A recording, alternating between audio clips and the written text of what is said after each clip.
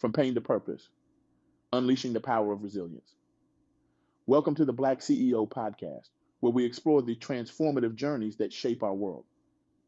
Today, we're diving deep into a topic that touches the very core of our human experience. I recently had the extraordinary privilege of interviewing April Joy, a remarkable woman whose journey through grief, loss, and resilience has not only reshaped her own life, but is now inspiring countless others to find purpose in their pain. April Joy is more than just a survivor. She's a beacon of hope, a testament to the indomitable human spirit, and a living example of how our darkest moments can become the catalyst for our greatest transformations. Her story is not just inspiring, it's revolutionary. It challenges us to rethink everything we thought we knew about adversity, resilience, and the path to finding our true purpose. Imagine, if you will, losing 5 immediate family members in just 4 years. Picture the end of an 8-year marriage followed by a major medical procedure. For many, this would be a recipe for despair, a reason to throw in the towel and give up on life altogether. But for April, it became the forge in which she discovered her true calling, the crucible that revealed her inner strength and the unique gifts she had to offer the world. As I sat across from April, listening to her recount her journey, I was struck by the quiet strength in her voice. There was no bitterness, no resentment. Instead, I heard determination, hope, and an unwavering belief in the power of resilience. It was as if each loss, each setback had peeled away a layer, revealing the core of who she truly was and what she was meant to do in this world. Now, I know what you're thinking. Great, another story about overcoming adversity. Cue the violins and pass the tissues. But hold on to your seats, because April's story isn't just about surviving. It's about thriving in ways you never thought possible. It's about taking the lemons life hurls at you. And let's face it, sometimes life seems to have a whole lemon orchard aimed at our heads. And not just making lemonade, but creating a whole new beverage that the world didn't even know it was thirsty for. April's journey challenges us to rethink our relationship with adversity. We often view hardships as obstacles to be overcome, hurdles that stand between us and our goals. But what if we're looking at it all wrong? What if these challenges are not roadblocks, but signposts guiding us towards our true purpose? This isn't about putting on a brave face or pretending that loss doesn't hurt. Let's be real. Grief is messy. It's painful, and it often feels like it's tearing us apart from the inside out. But April's story suggests that there's more to grief than just pain. There's also potential for growth, for transformation, and for discovering strengths we never knew we had. April's journey reminds us that resilience is more than just a personal trait. It's a skill that can be developed, a muscle that grows stronger with use. Each time we face a challenge and refuse to be defeated, we're not just surviving, we're evolving, we're becoming more of who we're meant to be. But here's where it gets really interesting. Resilience isn't just about individual triumph. It's about community. It's about recognizing our shared humanity in the face of adversity. As I listened to April, I was struck by how her personal journey had expanded her capacity for empathy and connection. Her losses hadn't closed her off from the world. They had opened her heart wider. This is particularly poignant when we consider the experiences of Black women in our society. April's story highlights how resilience can be a powerful tool for transformation, not just on a personal level, but on a societal one as well. By embracing resilience and turning pain into purpose, Black women like April are not just changing their own lives, they're changing the narrative, challenging stereotypes, and paving the way for others to follow. Now, let's talk about this concept April introduced called purpose precision. It's not just a fancy alliteration, it's a game changer. Purpose precision is about honing in on our unique skills and experiences, packaging them into offerings where we have organic mastery. In other words, it's about figuring out what you're naturally good at, the stuff that comes so easily to you that you barely even notice you're doing it, and turning that into your superpower. This idea resonated with me so deeply that I almost fell off my chair. How often do we overlook our own strengths, dismissing them as ordinary or unremarkable? Yet it's often these very skills, the ones that come so naturally to us that we barely notice them, that can form the foundation of our purpose. For April, her journey through grief and loss became the crucible in which she discovered her purpose.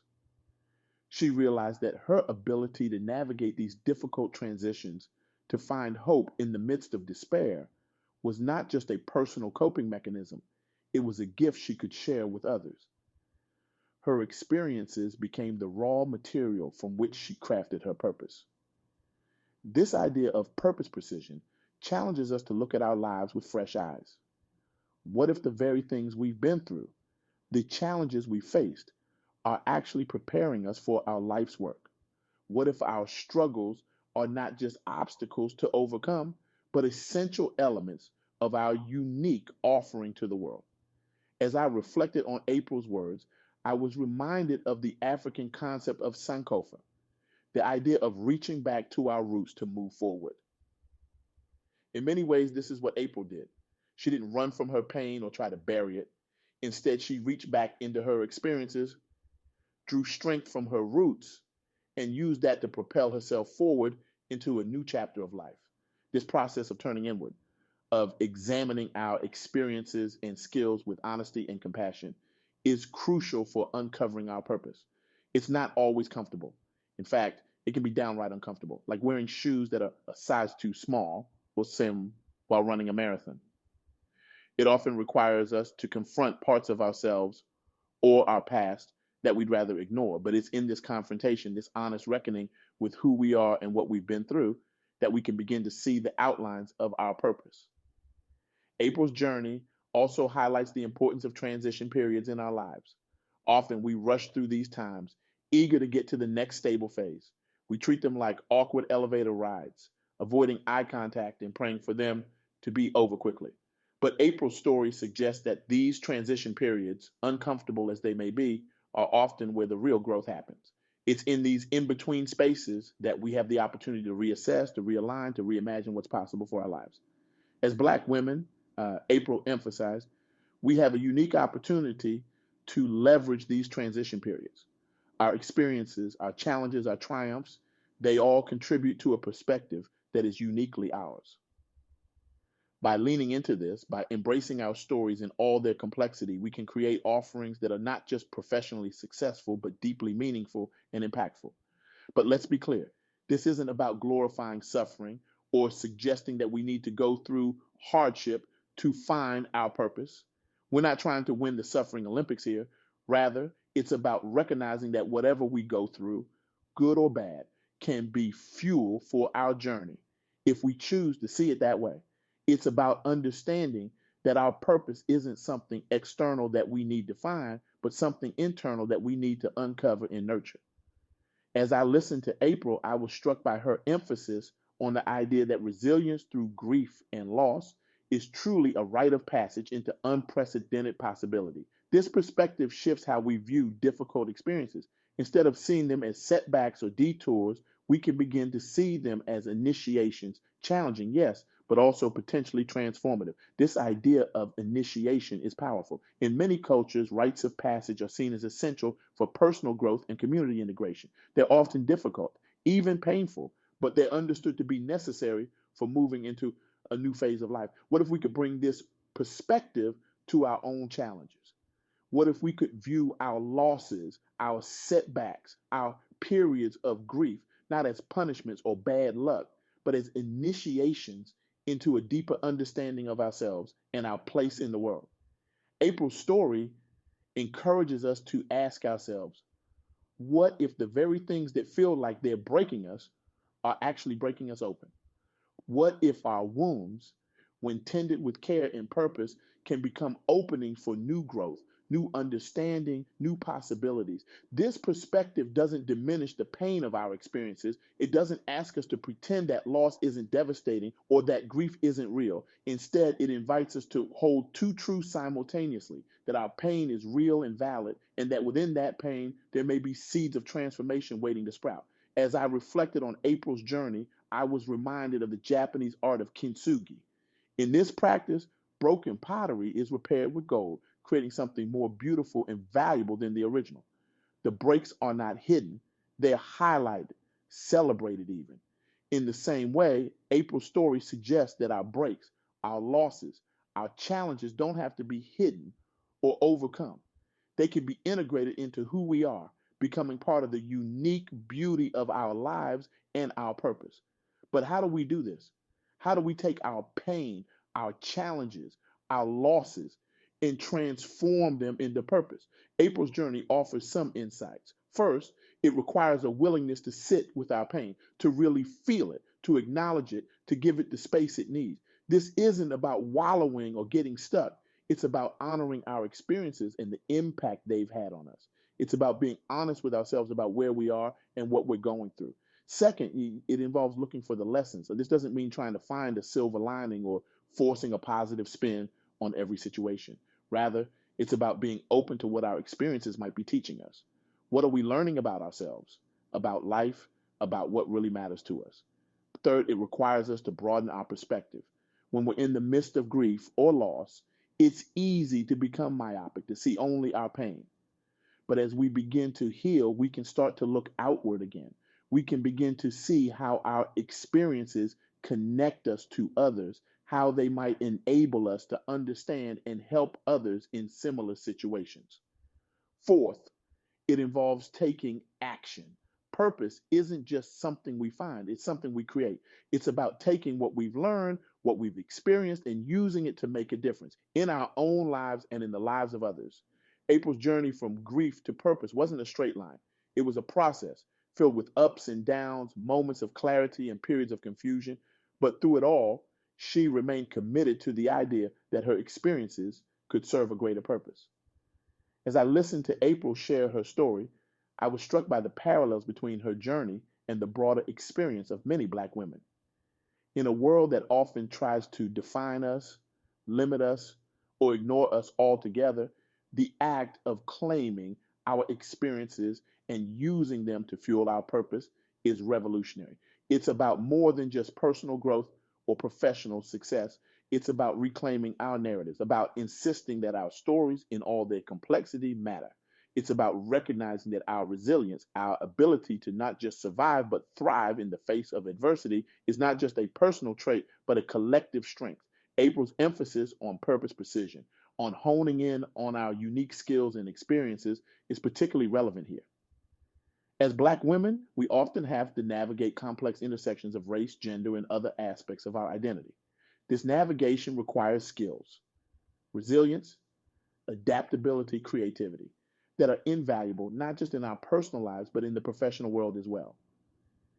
By recognizing these skills, by valuing our experiences and the wisdom they've given us, we can begin to package our knowledge and abilities in ways that are uniquely powerful. We can create offerings that draw on our authentic selves, that speak to our true purpose. This isn't about conforming to external expectations or trying to fit into predefined roles. It's about embracing who we are, what we've been through, and using that as the foundation for our purpose. It's about recognizing that our experiences, even the painful ones, perhaps especially the painful ones, have given us insights and abilities that are uniquely valuable. As April shared her story, I was reminded of the words of Audre Lorde: when I dare to be powerful, to use my strength in the service of my vision, then it becomes less and less important whether I am afraid. This, to me, encapsulates the essence of what April's journey teaches us. It's about daring to be powerful, about using our strength, even when that strength has been forged in the fires of loss and grief, in service of our vision, our purpose. But let's be clear, this journey from pain to purpose isn't easy. It's not a matter of simply deciding one day to turn our grief into something positive. It's a process, often a long and challenging one. It requires patience, self-compassion, and a willingness to sit with discomfort. It also requires support.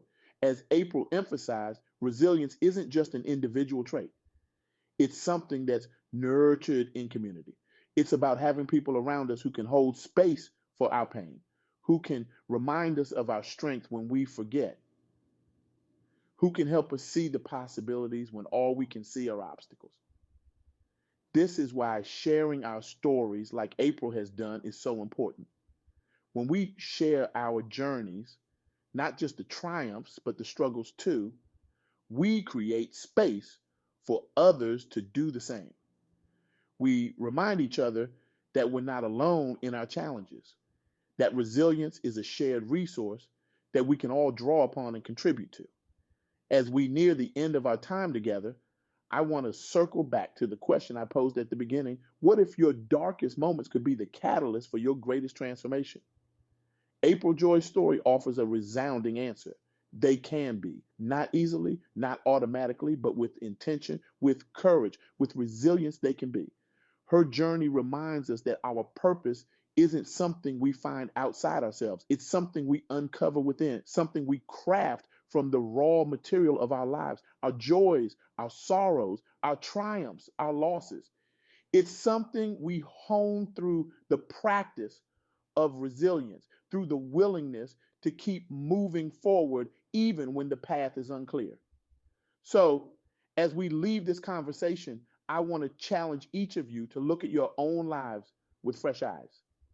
What experiences have shaped you? What challenges have you overcome? What wisdom have you gained that only you can share? Your story matters. Your resilience matters. Your purpose matters. And the world needs what only you can offer. Remember, resilience isn't just about bouncing back. It's about bouncing forward, using every experience, even the painful ones, as a springboard into new possibilities. It's about turning your pain into purpose, your challenges into opportunities, your unique journey into a gift for the world. As April Joy's story shows us, the path from grief to purpose isn't always straight or easy, but it's a path worth walking, because on the other side of our greatest challenges, we often find our greatest strengths. And in uncovering our strengths, we uncover our purpose. So I leave you with this call to action. Don't just survive your challenges, use them. Let them shape you, strengthen you, and guide you towards your unique purpose. Look at your scars, not as blemishes, but as badges of honor, proof of your resilience and markers of your journey. Start today. Take one step towards embracing your story, all of it, the triumphs and the trials. Share it with someone. Let it inspire you to take action, to create something, to make a difference in a way that only you can. And remember, in the words of April Joy, your resilience is not just for you, it's a gift to the world. So go forth, bounce forward, and let your resilience light the way to your purpose. The world is waiting for what only you can bring. Thank you for joining us on this transformative journey. Until next time, keep bouncing forward, keep uncovering your purpose, and keep changing the world in the way that only you can. The stage is yours, the spotlight is on, and your audience, the world, is waiting. What will your next act be?